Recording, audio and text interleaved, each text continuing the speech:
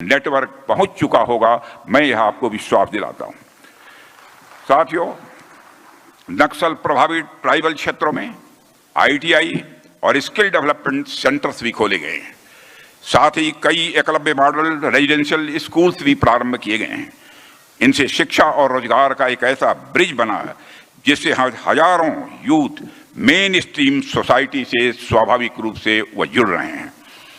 यही तो अल्लूरी जी का सपना था कि ट्राइबल एरिया देश के बाकी क्षेत्रों से और मेन स्ट्रीम डेवलपमेंट से वह जुड़े, और अब उनका सपना हम सभी मिलजुल कर साकार कर रहे हैं। और मैं समझता हूं कि यही अल्लूरी सीताराम राजू के प्रति हमारी सच्ची श्रद्धांजलि होगी। साथियों, लेकिन हमें यह भी याद रखना चाहिए कि जब हम विकास की बात करते हैं तो इन्वायरमेंट की रक्षा भी उतनी ही जरूरी है। अल्लूरी सीताराम राजू जी ने जंगलों में वो पढ़े बड़े, जंगलों के लिए और उस पर रहने वाले लोगों के लिए उन्होंने दिल से काम किया है। उन्होंने हमें सिखाया कि नेचर के साथ बराबर संतुलन बनाकर ही हमको अपनी जिंदगी जीनी चाहिए। इसलिए हमें अपने ट्राइबल एरियाज में सस्टेनेबल डेवलपमेंट मॉडल को भी अपनाना होगा, जिसकी तरफ हमारी सरकार तेजी से काम भी कर रही है। जैसे bamboo based industry, non timber forest produce का वैल्यू एडिशन और रिन्यूएबल एनर्जी प्रोजेक्ट डेवलप किए जाएं जो इन्वायरमेंट को नुकसान भी न पहुंचाएं और साथ ही साथ रोजगार भी दें। साथियों, जब हम अल्लूरी सीताराम राजू के जीवन को देखते हैं तो हम ये पाते हैं कि उन्होंने जिस समय ब्रिटिश एम्पायर से लड़ाई की थी वो समय आसान नहीं था।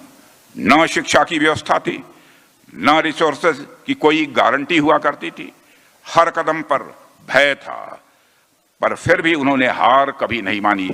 उन्होंने आदिवासी समाज को ऑर्गेनाइज किया, उनमें सेल्फ कॉन्फिडेंस और सेल्फ रेस्पेक्ट का संचार भी किया। साथियों, जैसा कि मैंने प्रारंभ में ही कहा है कि श्री अल्लूरी गारू के जीवन की राह उनकी एक डीप मॉरल अंडरस्टैंडिंग से गाइडेड थी। वे इस बात की बहुत अच्छी तरह समझ रखते थे कि कब धैर्य रखना है और कब धर्म का पालन करना है और कब कर्म करना है, इसको अच्छी तरह से वह समझते थे।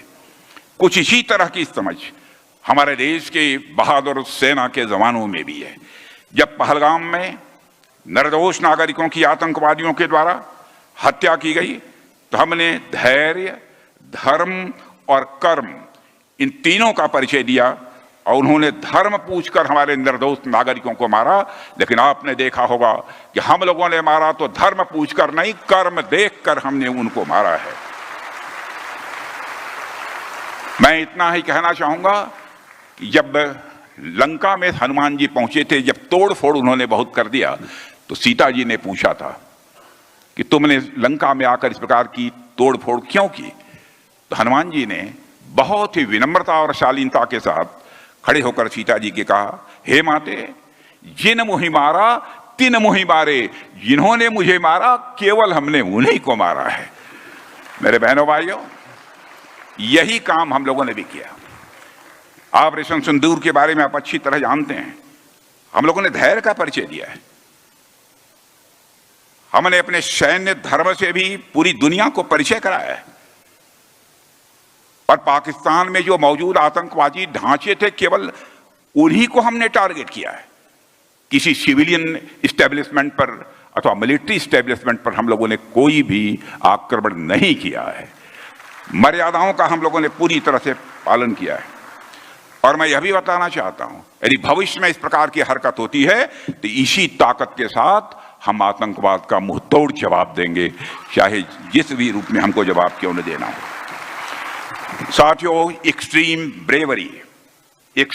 ब्रेवरी और फियरलेस स्ट्रगल से बढ़कर श्री अल्लूरी सीताराम राजू का जीवन सोशल यूनिटी की भी अपने आप में एक मिसाल थी। वो सिर्फ विदेशी शासन के खिलाफ एक वॉरियर नहीं थे, बल्कि एक ऐसे लीडर थे जिन्होंने कास्ट और क्लास की दीवारों को भी तोड़ने का काम किया। वे भले ही क्षत्रिय परिवार में जन्मे, लेकिन आज भी उन्हें देश याद करता है, एक आदिवासी योद्धा के रूप में उन्हें याद करता है। सोचिए, इससे बड़ा सोशल यूनिटी का संदेश और दूसरा क्या हो सकता है। साथियों, अल्लूरी जी का जीवन हमें यह सिखाता है कि सच्चा नेतृत्व, रियल लीडरशिप वो होती है जो जाति पात से ऊपर उठकर हर समुदाय को अपनाता है और सबको साथ लेकर चलता है। उनकी विरासत हमें बताती है कि हम डिस्क्रिमिनेशन की दीवार गिराएंगे और एकजुट होकर एक लक्ष्य, एक भविष्य, एक भारत के लिए हम आगे बढ़ेंगे। लक्ष्य यही होना चाहिए, justice to all, appeasement of none, न्याय सभी को लेकिन तुष्टीकरण किसी का नहीं होना चाहिए। साथियों, जुलाई 2025 में प्रधानमंत्री श्री नरेंद्र मोदी के नेतृत्व में विगत 11 वर्षों की ट्रांसफॉर्मेटिव गवर्नेंस की यात्रा को भी हम आज याद करना चाहते हैं। इन वर्षों में हमने सिर्फ सड़कें और मकान ही नहीं बनाए, बल्कि हिस्ट्री और अपनी रूट से जुड़ाव को फिर से मजबूत किया है। विकास की भी चिंता की है और साथ ही साथ विरासत की भी चिंता की है। इस डिटेल में मैं नहीं जाना चाहता हूं। साथियों, अब अल्लूरी सीताराम राजू जैसे वीर आदिवासी स्वतंत्रता सेनानियों को वह सम्मान और वह पहचान दी जा रही है जिसके वे सच में हकदार थे। आजादी का अमृत महोत्सव के तहत देश उन अनसंग हीरोज को श्रद्धांजलि दे रहा है जिन्होंने केवल अपने नाम से ही नहीं बल्कि विश्वास, त्याग और बलिदान से इस देश की सेवा की है। साथियों, भारत की आदिवासी जनजातियां सिर्फ स्टैटिस्टिकल नंबर्स नहीं हैं, बल्कि हमारी सभ्यता की धड़कन है और ये हमारी संस्कृति की आत्मा है। 10 करोड़ से ज्यादा आदिवासी बहनों भाइयों। एक 12 नंबर पड़ा क्या उधर? कहाँ खोया रहता है भाई, हमेशा मोबाइल में घुसा रहता है। आपकी महबूबा देख रहा हूँ। ये सब क्या है भैया? हाँ, क्या बाइक थी यार, रिंच एकदम। हाँ, क्यों नहीं होगी भाई, बाइकर बनने का सपना जो था। फिर ये डुगडुगी गई कहाँ? पापा के साथ साथ सारे सपने भी चले गए। अब तो बस अपने गैराज में बैठा लोगों की डुगडुगी ठीक करता रहता हूँ। और अपने बच्चों के सपनों के साथ ऐसा कुछ नहीं होने देगा। वो कैसे? पहले से लाइफ इंश्योरेंस का टर्म प्लान ले रखा था ताकि मेरे मोन्टू के सपनों पे कोई ब्रेक न लगा सके। बड़े भैया, सपनों को रखो सुरक्षित टर्म प्लान के साथ, सबसे पहले लाइफ इंश्योरेंस। बात कर रहे हैं, हम सभी की जिम्मेदारी बनती है। मैं चाहूंगा कि जब लंका में हनुमान जी पहुंचे थे, जब तोड़ फोड़ उन्होंने बहुत कर दिया, तो सीता जी ने पूछा था कि तुमने लंका में आकर इस प्रकार की तोड़ फोड़ क्यों की? तो हनुमान जी ने बहुत ही विनम्रता और शालीनता के साथ खड़े होकर सीता जी के कहा, हे माते, जिन मुहि मारा तिन मुहि मारे, जिन्होंने मुझे मारा केवल हमने उन्हीं को मारा है। मेरे बहनों भाइयों, यही काम हम लोगों ने भी किया।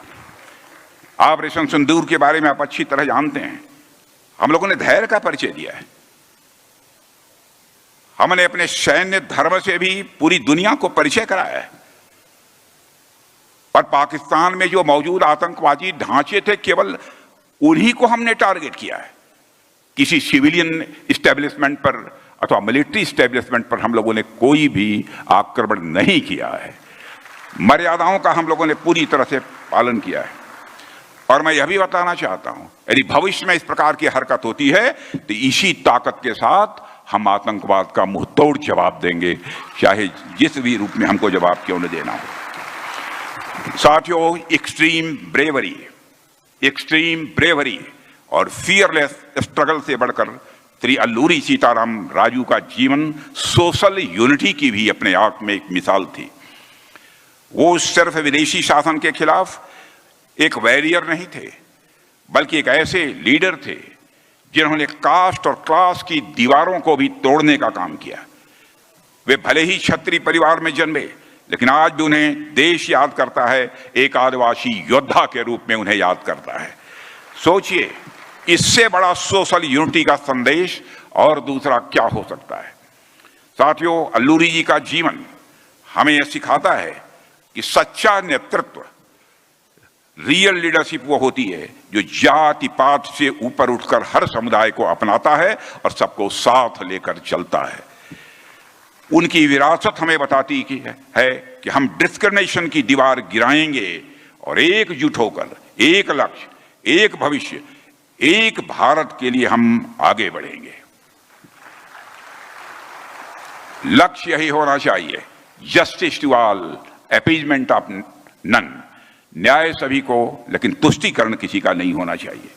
साथियों, जुलाई 2025 में प्रधानमंत्री श्री नरेंद्र मोदी के नेतृत्व में विगत 11 वर्षों की ट्रांसफॉर्मेटिव गवर्नेंस की यात्रा को भी हम आज याद करना चाहते हैं। इन वर्षों में हमने सिर्फ सड़कें और मकान ही नहीं बनाए, बल्कि हिस्ट्री और अपनी रूट से जुड़ाव को फिर से मजबूत किया है। विकास की भी चिंता की है और साथ ही साथ विरासत की भी चिंता की है। इस डिटेल में मैं नहीं जाना चाहता हूं। साथियों, अब अल्लूरी सीताराम राजू जैसे वीर आदिवासी स्वतंत्रता सेनानियों को वह सम्मान और वह पहचान दी जा रही है जिसके वे सच में हकदार थे।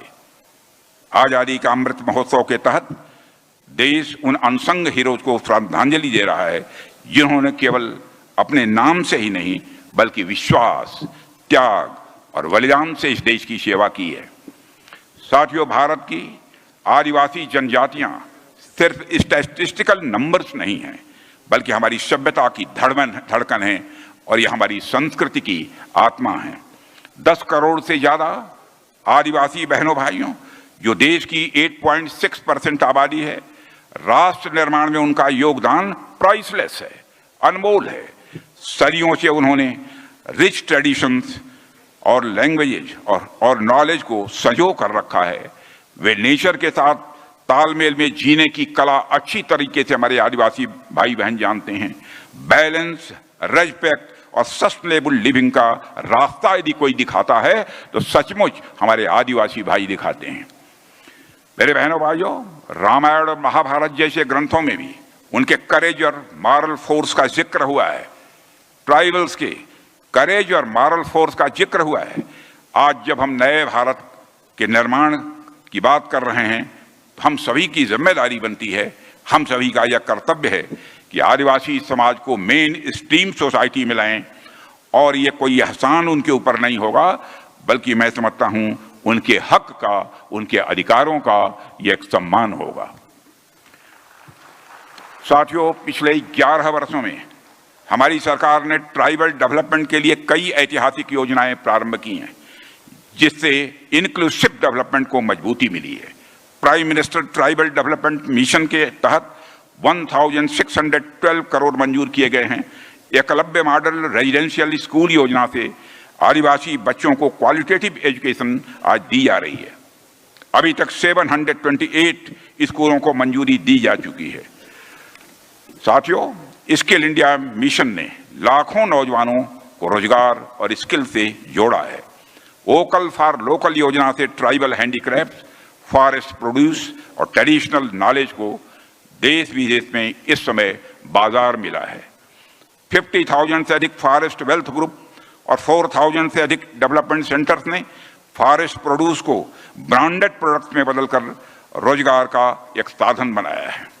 साथियों, हमारी लोकतांत्रिक यात्रा का एक गौरवपूर्ण वह पल तब आया जब इस सरकार में देश को पहली आदिवासी राष्ट्रपति मिली है। अब भारत के इतिहास में पहली बार आदिवासी राष्ट्रपति मिली है। 75 साल में पहली बार सर्वोच्च संवैधानिक पद पर हमारी राष्ट्रपति महामहिम श्रीमती द्रौपदी मुर्मू जी की, जो आदिवासी समाज से आती हैं, और यह भारत के लोकतंत्र की शक्ति है कि वह उड़ीसा के आदिवासी इलाकों से निकलकर आज यहां तक वो पहुंच पाई हैं।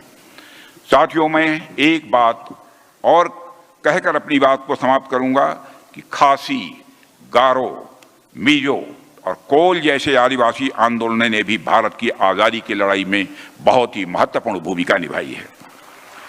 महारानी दुर्गावती का साहस, रानी कमलापति का बलिदान यह देश कभी नहीं भूल सकता है। वीर महाराणा प्रताप की गाथा भी अधूरी है अगर हम उन आदिवासी भाइयों को याद न करें जिन्होंने उनके साथ लड़ते हुए अपनी जिंदगी खपा दी, अपनी जिंदगी समाप्त कर दी, अपने प्राण न्यौछावर कर दिए। साथियों, भारत के स्वतंत्रता संग्राम में अनगिनत आदिवासी वीरों ने अतुलनीय त्याग और शौर्य दिखाया, जिनकी विरासत आज भी हमें प्रेरणा देती है।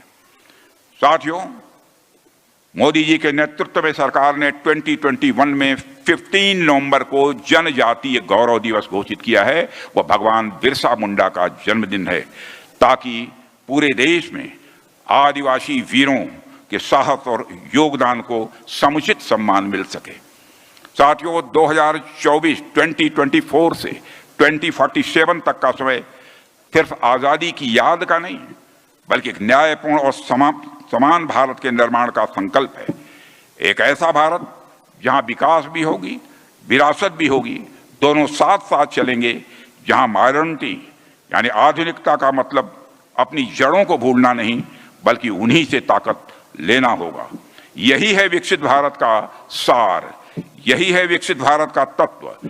एक ऐसे भारत जो अपनी सांस्कृतिक विरासत पर तो गर्व करता है, लेकिन कॉन्स्टिट्यूशनल वैल्यूज पर खड़ा है और युवाओं के सपनों से वह इंस्पायर्ड है।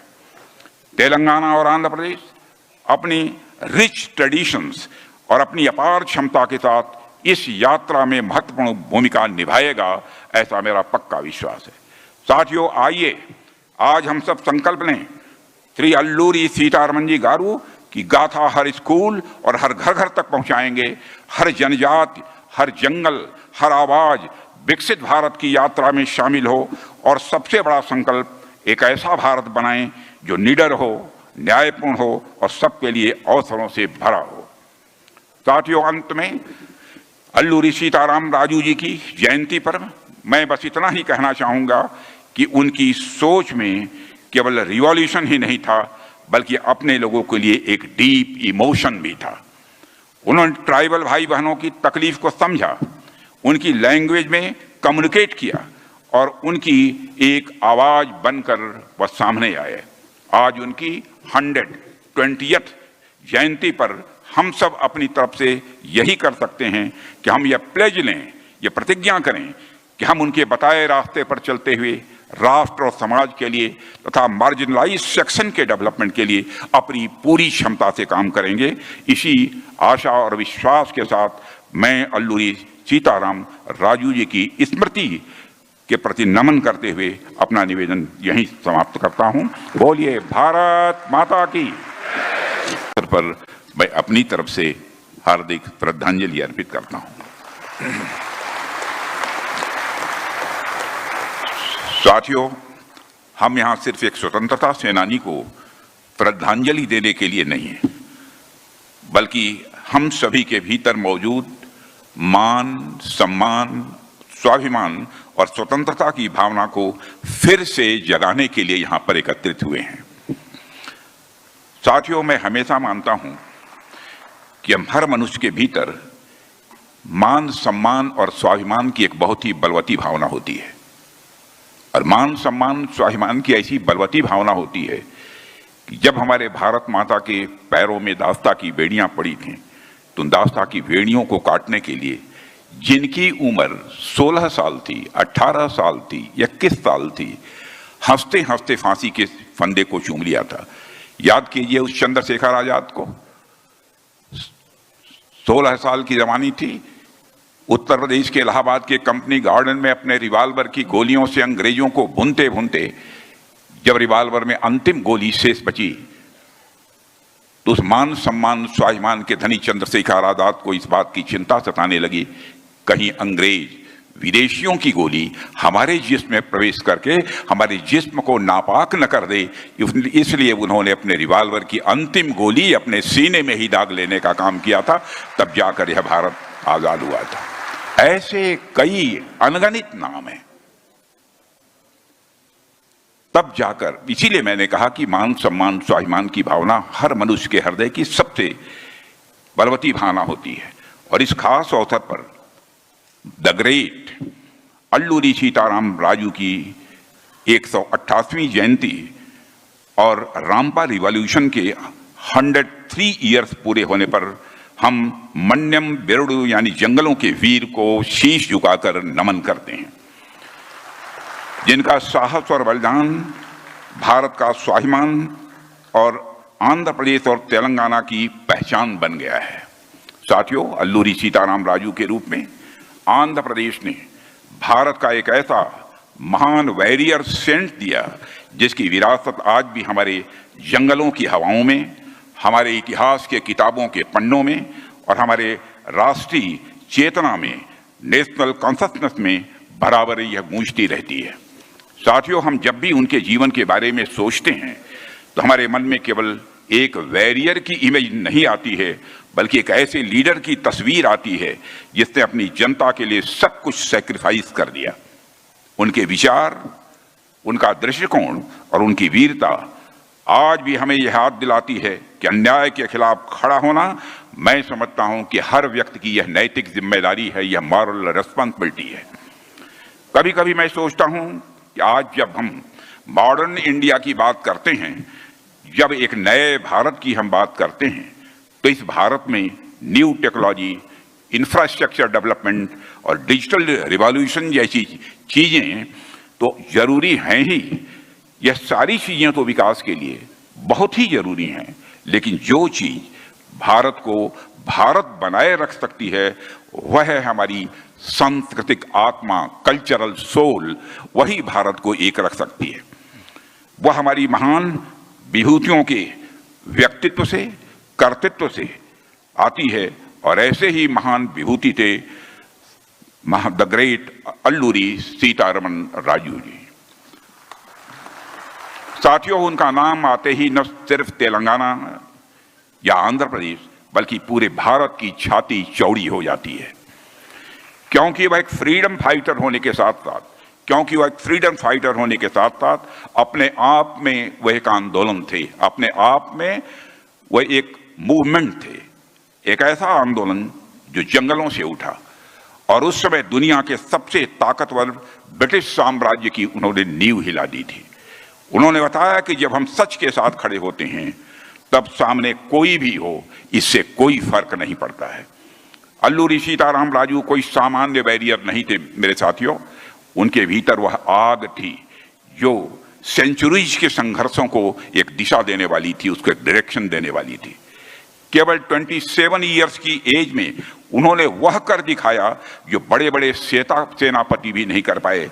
उन्होंने आदिवासी समाज को न केवल ब्रिटिश गवर्नमेंट के खिलाफ खड़ा किया, बल्कि उनमें प्राइड, करेज और कॉमरेडरी यानी भाईचारे की भावना को भी जागृत करने का काम उन्होंने किया था।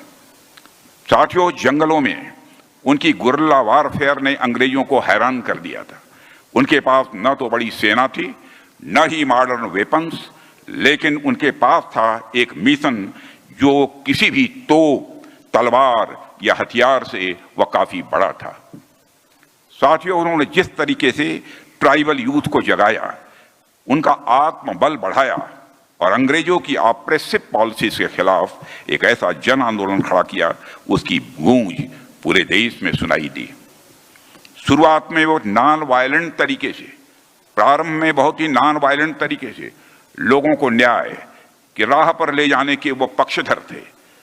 उन्होंने आदिवासियों से कहा कि वे लोकल पंचायतों से न्याय मांगें और ब्रिटिश कोर्ट्स को ठुकरा दें, लेकिन जब अत्याचार बढ़ता गया तो शांतिपूर्ण विरोध इनफेक्टिव हो गया। तब उन्होंने हथियार उठाए, नफरत से नहीं बल्कि मजबूरी में उन्होंने हथियार उठाए थे। उनका निर्णय डीप मॉरल अंडरस्टैंडिंग से इंस्पायर्ड था। उन्हें पता था कि कब धैर्य रखना धर्म है और कब कम कर्म करना यह कर्तव्य है। इस बात को अल्लूरी सीतारमन राजू जी अच्छी तरह जानते थे।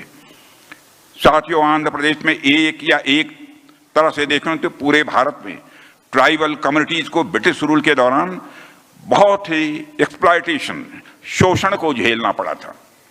ट्राइबल्स की जमीन पर अवैध कब्जे हुआ करते थे। ट्राइबल्स की खेती का जो ट्रेडिशनल एक तरीका था, उस पॉडू एग्रीकल्चर पर रिस्ट्रिक्शंस लगे थे। जंगलों की उनकी आजीविका यानी लाइवलीहुड छीनी जा रही थी। ऐसे में अल्लूरी गारू ने लोगों को बताया कि जीवन सिर्फ जीने के लिए नहीं जिया जाना चाहिए, बल्कि डिग्निटी के साथ जिंदगी हमको जीनी चाहिए। यह अल्लूरी सीतारमन राजू जी ने बतलाया।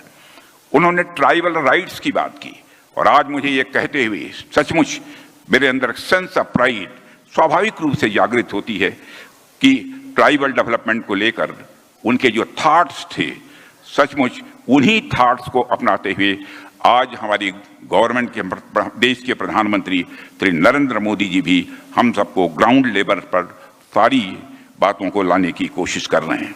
साथियों, हम उनकी विचारधारा को आगे बढ़ाते हुए ट्राइबल एरियाज में एजुकेशन, हेल्थ, इंफ्रास्ट्रक्चर, टूरिज्म और कल्चरल आइडेंटिटी जैसे अनेकों एस्पेक्ट्स पर इस समय ध्यान दे रहे हैं। आज देश उनके बर्थ प्लेस पंडरंगी को रेस्टोर होते हुए देख रहा है। चिंतापल्ली को, जो उनकी कर्मभूमि थी, वहां के पुलिस स्टेशन का नेशनल हेरिटेज के रूप में रिनोवेशन हो रहा है। अब इन क्षेत्रों में टूरिस्ट आएंगे, बच्चों को फील्ड ट्रिप्स के लिए एक अवसर मिलेगा और उन बच्चों को भी यह गर्व होगा कि उनके अंदर भी देश के लिए कुछ कर गुजरने की एक स्वाभाविक रूप से भावना भी पैदा होगी। साथियों, यदि हम शिक्षा की बात करें तो आपने देखा होगा कि कैसे ट्राइबल एरियाज में हमारी गवर्नमेंट ने स्कूल्स के स्टैंडर्ड इंप्रूव किए हैं, हॉस्टल्स बनाए गए हैं ताकि बच्चियों को, लड़कियों को पढ़ने के लिए दूर दराज न जाना पड़े। अभी कुछ महीने पहले हमने देखा है कि कैसे आंध्र प्रदेश की इस धरती पर 20,000 से भी अधिक ट्राइबल स्टूडेंट्स, जिनमें मेजॉरिटी लड़कियों की थी, उन्होंने एक साथ 108 टाइम्स सूर्य नमस्कार का एक रिकॉर्ड बनाने में उन्होंने कामयाबी हासिल की है। साथियों, वह 108 सूर्य नमस्कार सिर्फ एक फिजिकल एक्टिविटी नहीं है, बल्कि वह उनके आत्मबल को भी सिंबलाइज करते हैं। साथियों, इस प्रकार का रिकॉर्ड इस भूमि से बन सकता है क्योंकि अल्लूरी सीताराम राजू की इंस्पिरेशन, उनकी प्रेरणा और उनकी लर्निंग की धरती यह है आंध्रा की धरती, तेलंगाना की धरती। अल्लूरी जी ने पूरे जीवन ट्राइबल्स के उत्थान के लिए काम किया है। हालांकि यह एक राष्ट्र के रूप में हम सबके लिए बहुत ही मुश्किल भरा हुआ वह समय था जब ट्राइबल एरियाज को नक्सलवाद के जहर का सामना करना पड़ा, लेकिन अब बेहद तेजी से हम उस जहर से भी अब मुक्त हो रहे हैं। साथियों, आज देश में नक्सलवाद की स्थिति यह है कि वह अब पूरे देश में सिर्फ 5-6 जिलों तक सिमट कर रह गया है और वहां भी उनका आतंक बहुत दिनों तक अब नहीं रहने वाला है। आपने देखा होगा कि हमारी सरकार के गृह मंत्री श्री अमित शाह ने कहा है कि 31 मार्च समय दिया है कि 31 मार्च 2026 के पहले पूरा देश नक्सलवाद से मुक्त हो जाएगा। यह हमारी गवर्नमेंट का यह फैसला है, गवर्नमेंट का संकल्प है। और अल्लूरी सीताराम जी राजू ने जिस ट्राइबल डेवलपमेंट का सपना देखा था, उस सपने को साकार करने में मैं समझता हूं कि हम सभी को बहुत बड़ी सुविधा होगी। साथियों, आप सबने भी देखा होगा कि जो क्षेत्र पहले नक्सलियों के आतंक से कांपते थे, आज वहां सड़कें, स्कूल, अस्पताल और अन्य नागरिक सुविधाएं वहां पर पहुंच चुकी हैं। जो क्षेत्र कभी नक्सल हब हुआ करते थे, आज वो एजुकेशनल हब बन रहे हैं। आज वहां बच्चे मोबाइल फोन्स चला रहे हैं, कंप्यूटर चला रहे हैं, बड़े सपने देख रहे हैं। रेड कॉरिडोर के नाम से विख्यात भारत का वह क्षेत्र अब ग्रोथ कॉरिडोर में तेजी से बदल रहा है। साथियों, आप सोचिए कि ट्राइबल इलाकों में पहले नेटवर्क भी नहीं होता था, न मोबाइल होती थी, न इंटरनेट होता था। आजादी के 75 इयर्स के बाद भी अनेक क्षेत्रों में हमारे ट्राइबल्स डिजिटल दुनिया से पूरी तरह से कटे हुए थे। फेसबुक, इंस्टाग्राम तो बहुत दूर की बात है, इंटरनेट तक बेसिक सुविधा भी उनके पास नहीं थी, क्योंकि उन इलाकों में मोबाइल टावर्स भी नहीं थे। लेकिन अब यह सब कुछ तेजी के साथ हो रहा है।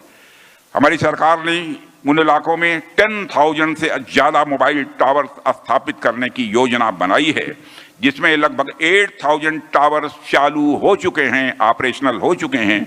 और 1 दिसंबर 2025 तक हर ट्राइबल क्षेत्र में मोबाइल नेटवर्क पहुंच चुका होगा। मैं यह आपको विश्वास दिलाता हूं। साथियों, नक्सल प्रभावित ट्राइबल क्षेत्रों में ITI और स्किल डेवलपमेंट सेंटर्स भी खोले गए हैं। साथ ही कई एकलव्य मॉडल रेजिडेंशियल स्कूल्स भी प्रारंभ किए गए हैं। इनसे शिक्षा और रोजगार का एक ऐसा ब्रिज बना है जिससे हजारों यूथ मेन स्ट्रीम सोसाइटी से स्वाभाविक रूप से वह जुड़ रहे हैं। यही तो अल्लूरी जी का सपना था कि ट्राइबल एरिया देश के बाकी क्षेत्रों से और मेन स्ट्रीम डेवलपमेंट से वह जुड़े, और अब उनका सपना हम सभी मिलजुल कर साकार कर रहे हैं। और मैं समझता हूं कि यही अल्लूरी सीताराम राजू के प्रति हमारी सच्ची श्रद्धांजलि होगी। साथियों, लेकिन हमें यह भी याद रखना चाहिए कि जब हम विकास की बात करते हैं तो इन्वायरमेंट की रक्षा भी उतनी ही जरूरी है। अल्लूरी सीताराम राजू जी ने जंगलों में वो पढ़े बड़े, जंगलों के लिए और उस पर रहने वाले लोगों के लिए उन्होंने दिल से काम किया है। उन्होंने हमें सिखाया कि नेचर के साथ बराबर संतुलन बनाकर ही हमको अपनी जिंदगी जीनी चाहिए। इसलिए हमें अपने ट्राइबल एरियाज में सस्टेनेबल डेवलपमेंट मॉडल को भी अपनाना होगा, जिसकी तरफ हमारी सरकार तेजी से काम भी कर रही है। जैसे bamboo based industry, non timber forest produce का वैल्यू एडिशन और रिन्यूएबल एनर्जी प्रोजेक्ट डेवलप किए जाएं जो इन्वायरमेंट को नुकसान भी न पहुंचाएं और साथ ही साथ रोजगार भी दें। साथियों, जब हम अल्लूरी सीताराम राजू के जीवन को देखते हैं तो हम ये पाते हैं कि उन्होंने जिस समय ब्रिटिश एम्पायर से लड़ाई की थी वो समय आसान नहीं था।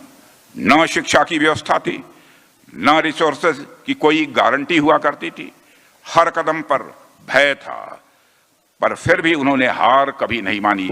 उन्होंने आदिवासी समाज को ऑर्गेनाइज किया, उनमें सेल्फ कॉन्फिडेंस और सेल्फ रेस्पेक्ट का संचार भी किया। साथियों, जैसा कि मैंने प्रारंभ में ही कहा है कि श्री अल्लूरी गारू के जीवन की राह उनकी एक डीप मॉरल अंडरस्टैंडिंग से गाइडेड थी। वे इस बात की बहुत अच्छी तरह समझ रखते थे कि कब धैर्य रखना है और कब धर्म का पालन करना है और कब कर्म करना है, इसको अच्छी तरह से वह समझते थे। कुछ इसी तरह की समझ हमारे देश के बहादुर सेना के जवानों में भी है।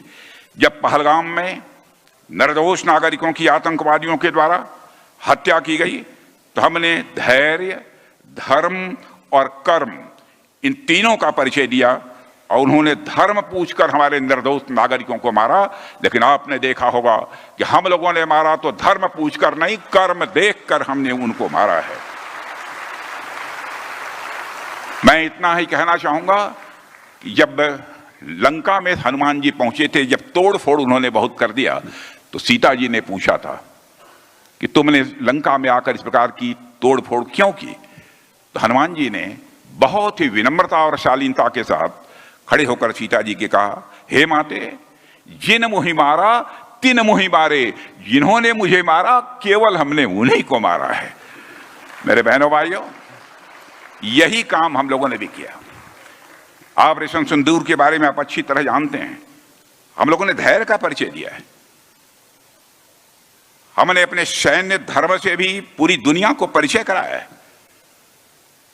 और पाकिस्तान में जो मौजूद आतंकवादी ढांचे थे, केवल उन्हीं को हमने टारगेट किया है।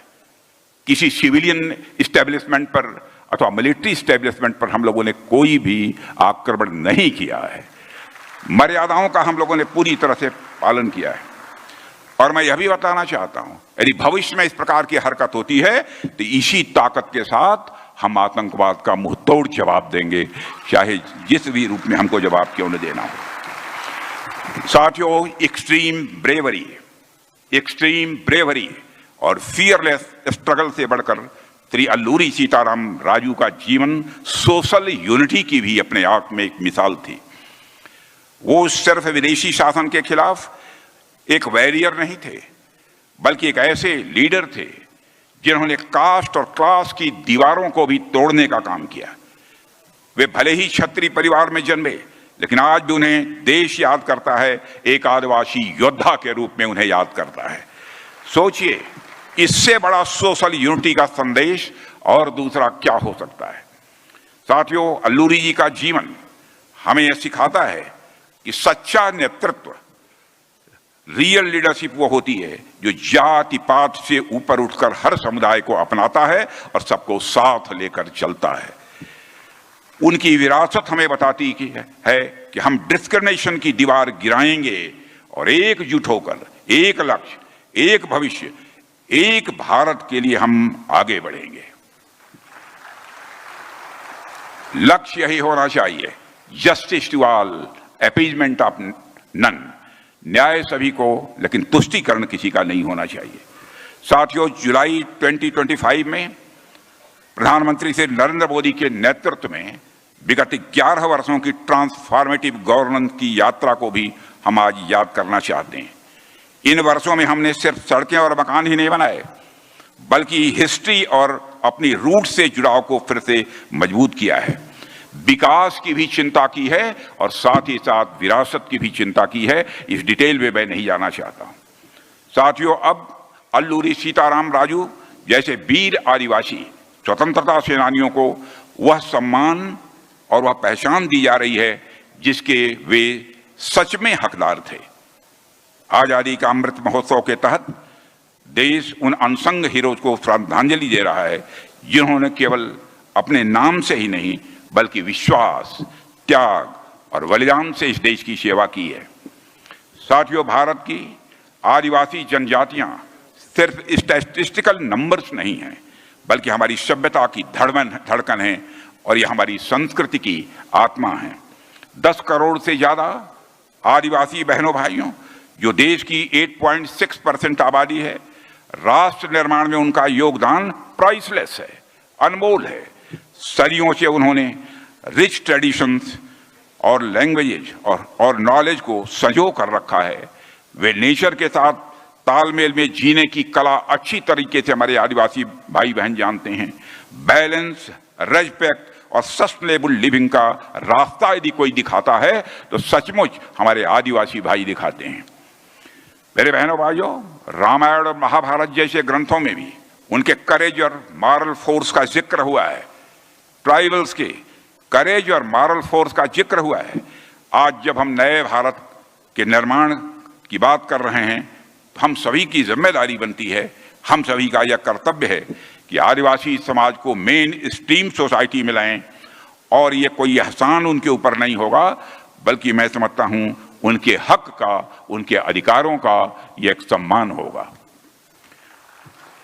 साथियों, पिछले 11 वर्षों में हमारी सरकार ने ट्राइबल डेवलपमेंट के लिए कई ऐतिहासिक योजनाएं प्रारंभ की हैं, जिससे इंक्लूसिव डेवलपमेंट को मजबूती मिली है। Prime minister tribal development mission के तहत 1612 करोड़ मंजूर किए गए हैं। एकलव्य मॉडल रेजिडेंशियल स्कूल योजना से आदिवासी बच्चों को क्वालिटेटिव एजुकेशन आज दी जा रही है। अभी तक 728 स्कूलों को मंजूरी दी जा चुकी है। साथियों, स्किल इंडिया मिशन ने लाखों नौजवानों को रोजगार और स्किल से जोड़ा है। वोकल फॉर लोकल योजना से ट्राइबल हैंडीक्राफ्ट, फॉरेस्ट प्रोड्यूस और ट्रेडिशनल नॉलेज को देश विदेश में इस समय बाजार मिला है। 50,000 से अधिक फॉरेस्ट वेल्थ ग्रुप और 4,000 से अधिक डेवलपमेंट सेंटर्स ने फॉरेस्ट प्रोड्यूस को ब्रांडेड प्रोडक्ट्स में बदलकर रोजगार का एक साधन बनाया है। साथियों, हमारी लोकतांत्रिक यात्रा का एक गौरवपूर्ण वह पल तब आया जब इस सरकार में देश को पहली आदिवासी राष्ट्रपति मिली है। अब भारत के इतिहास में पहली बार आदिवासी राष्ट्रपति मिली है। 75 साल में पहली बार सर्वोच्च संवैधानिक पद पर हमारी राष्ट्रपति महामहिम श्रीमती द्रौपदी मुर्मू जी की, जो आदिवासी समाज से आती हैं, और यह भारत के लोकतंत्र की शक्ति है कि वह उड़ीसा के आदिवासी इलाकों से निकलकर आज यहां तक वो पहुंच पाई हैं। साथियों, मैं एक बात और कहकर अपनी बात को समाप्त करूंगा कि खासी, गारो, मिजो और कोल जैसे आदिवासी आंदोलनों ने भी भारत की आजादी की लड़ाई में बहुत ही महत्वपूर्ण भूमिका निभाई है। महारानी दुर्गावती का साहस, रानी कमलापति का बलिदान यह देश कभी नहीं भूल सकता है। वीर महाराणा प्रताप की गाथा भी अधूरी है अगर हम उन आदिवासी भाइयों को याद न करें जिन्होंने उनके साथ लड़ते हुए अपनी जिंदगी खपा दी, अपनी जिंदगी समाप्त कर दी, अपने प्राण न्यौछावर कर दिए। साथियों, भारत के स्वतंत्रता संग्राम में अनगिनत आदिवासी वीरों ने अतुलनीय त्याग और शौर्य दिखाया, जिनकी विरासत आज भी हमें प्रेरणा देती है।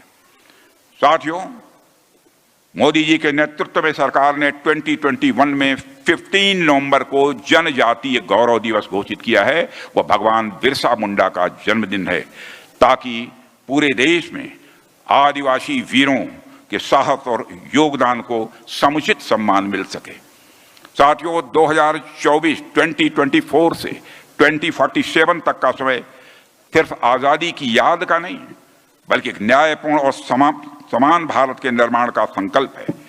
एक ऐसा भारत जहां विकास भी होगी, विरासत भी होगी, दोनों साथ साथ चलेंगे, जहां मॉडर्निटी यानी आधुनिकता का मतलब अपनी जड़ों को भूलना नहीं, बल्कि उन्हीं से ताकत लेना होगा। यही है विकसित भारत का सार, यही है विकसित भारत का तत्व। एक ऐसे भारत जो अपनी सांस्कृतिक विरासत पर तो गर्व करता है, लेकिन कॉन्स्टिट्यूशनल वैल्यूज पर खड़ा है और युवाओं के सपनों से वह इंस्पायर्ड है।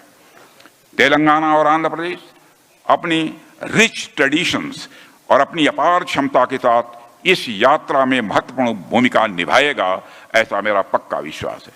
साथियों, आइए आज हम सब संकल्प लें, श्री अल्लूरी सीतारमन जी का हर आवाज विकसित भारत की यात्रा में शामिल हो, और सबसे बड़ा संकल्प एक ऐसा भारत बनाएं जो निडर हो, न्यायपूर्ण हो और सबके लिए अवसरों से भरा हो। साथियों, अंत में अल्लूरी सीताराम राजू जी की जयंती पर मैं बस इतना ही कहना चाहूंगा कि उनकी सोच में केवल रिवॉल्यूशन ही नहीं था, बल्कि अपने लोगों के लिए एक डीप इमोशन भी था। उन्होंने ट्राइबल भाई बहनों की तकलीफ को समझा, उनकी लैंग्वेज में कम्युनिकेट किया और उनकी एक आवाज बनकर वह सामने आए। आज उनकी 120th जयंती पर हम सब अपनी तरफ से यही कर सकते हैं कि हम यह प्लेज लें, यह प्रतिज्ञा करें कि हम उनके बताए रास्ते पर चलते हुए राष्ट्र और समाज के लिए तथा मार्जिनलाइज सेक्शन के डेवलपमेंट के लिए अपनी पूरी क्षमता से काम करेंगे। इसी आशा और विश्वास के साथ मैं अल्लूरी सीताराम राजू जी की स्मृति के प्रति नमन करते हुए अपना निवेदन यहीं समाप्त करता हूं। बोलिए भारत माता की। पर मैं अपनी तरफ से हार्दिक श्रद्धांजलि अर्पित करता हूं।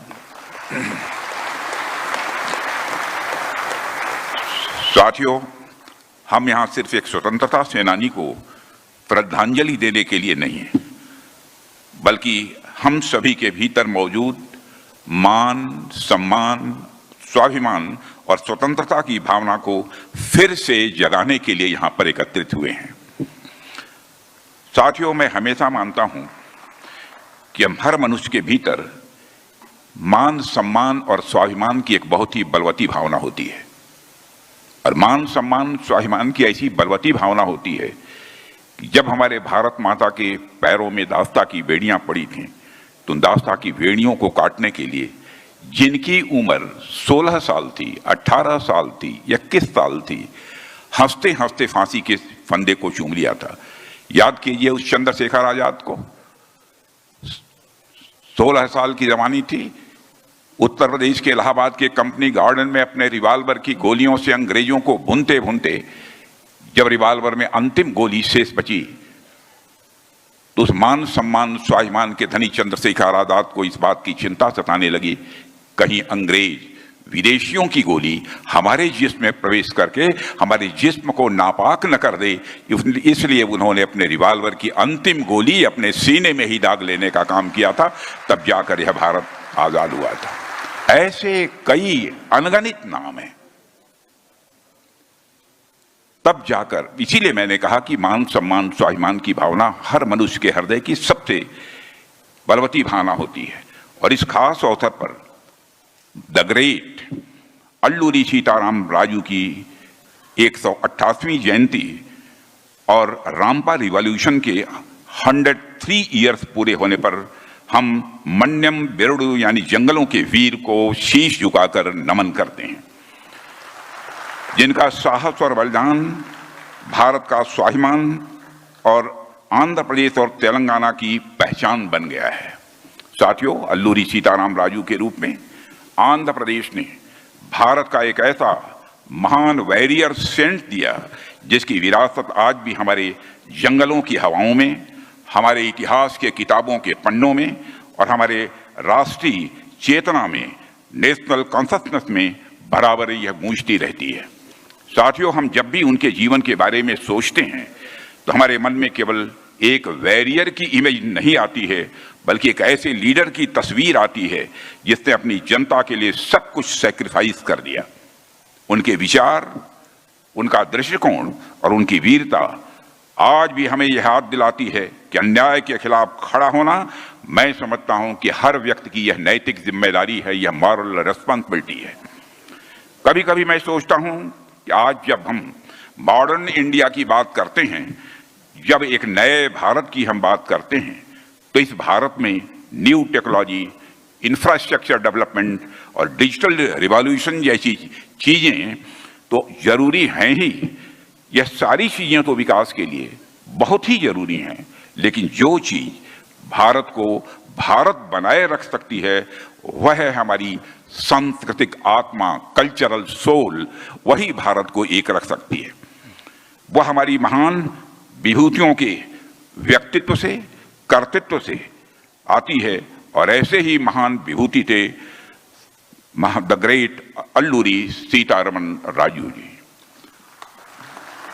साथियों, उनका नाम आते ही न सिर्फ तेलंगाना या आंध्र प्रदेश बल्कि पूरे भारत की छाती चौड़ी हो जाती है, क्योंकि वह एक फ्रीडम फाइटर होने के साथ साथ अपने आप में वह एक आंदोलन थे, अपने आप में वह एक मूवमेंट थे, एक ऐसा आंदोलन जो जंगलों से उठा और उस समय दुनिया के सबसे ताकतवर ब्रिटिश साम्राज्य की उन्होंने नींव हिला दी थी। उन्होंने बताया कि जब हम सच के साथ खड़े होते हैं तब सामने कोई भी हो, इससे कोई फर्क नहीं पड़ता है। अल्लूरी सीताराम राजू कोई सामान्य बैरियर नहीं थे मेरे साथियों। उनके भीतर वह आग थी जो सेंचुरीज के संघर्षों को एक दिशा देने वाली थी, उसको एक डायरेक्शन देने वाली थी। केवल 27 ईयर्स की एज में उन्होंने वह कर दिखाया जो बड़े बड़े सेनापति भी नहीं कर पाए।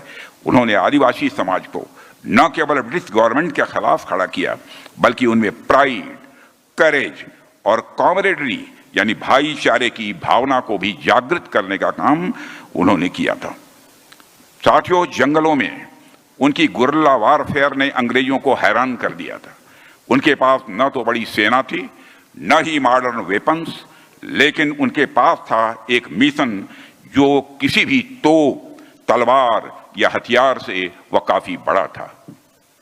साथियों, उन्होंने जिस तरीके से ट्राइबल यूथ को जगाया, उनका आत्मबल बढ़ाया और अंग्रेजों की ऑप्रेसिव पॉलिसीज के खिलाफ एक ऐसा जन आंदोलन खड़ा किया, उसकी गूंज पूरे देश में सुनाई दी। शुरुआत में वो नॉन वायलेंट तरीके से, प्रारंभ में बहुत ही नॉन वायलेंट तरीके से लोगों को न्याय की राह पर ले जाने के वो पक्षधर थे।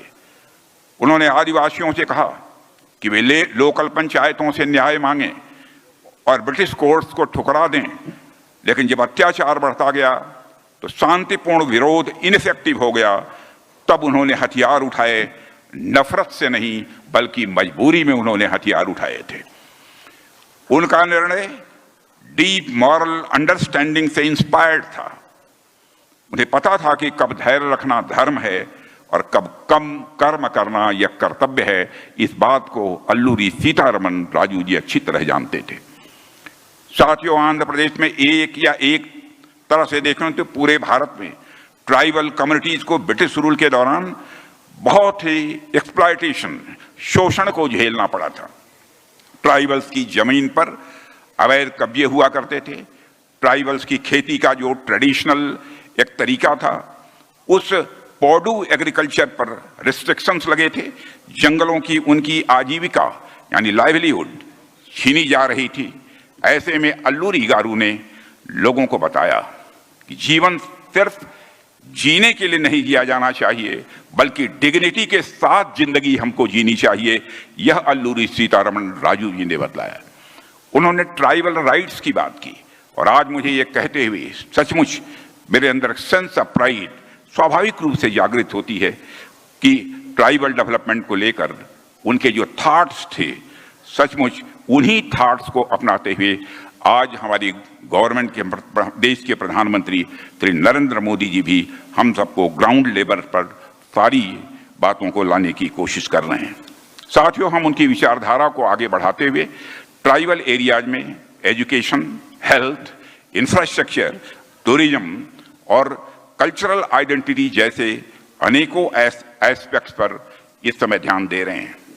आज देश उनके बर्थ प्लेस पंडरंगी को रेस्टोर होते हुए देख रहा है। चिंतापल्ली को जो उनकी कर्मभूमि थी, वहां के पुलिस स्टेशन का नेशनल हेरिटेज के रूप में रिनोवेशन हो रहा है। अब इन क्षेत्रों में टूरिस्ट आएंगे, बच्चों को फील्ड ट्रिप्स के लिए एक अवसर मिलेगा और उन बच्चों को भी यह गर्व होगा कि उनके अंदर भी देश के लिए कुछ कर गुजरने की एक स्वाभाविक रूप से भावना भी पैदा होगी। साथियों, यदि हम शिक्षा की बात करें तो आपने देखा होगा कि कैसे ट्राइबल एरियाज में हमारी गवर्नमेंट ने स्कूल्स के स्टैंडर्ड इंप्रूव किए हैं, हॉस्टल्स बनाए गए हैं ताकि बच्चियों को, लड़कियों को पढ़ने के लिए दूर दराज न जाना पड़े। अभी कुछ महीने पहले हमने देखा है कि कैसे आंध्र प्रदेश की इस धरती पर 20,000 से भी अधिक ट्राइबल स्टूडेंट्स, जिनमें मेजॉरिटी लड़कियों की थी, उन्होंने एक साथ 108 टाइम्स सूर्य नमस्कार का एक रिकॉर्ड बनाने में उन्होंने कामयाबी हासिल की है। साथियों, वो 108 सूर्य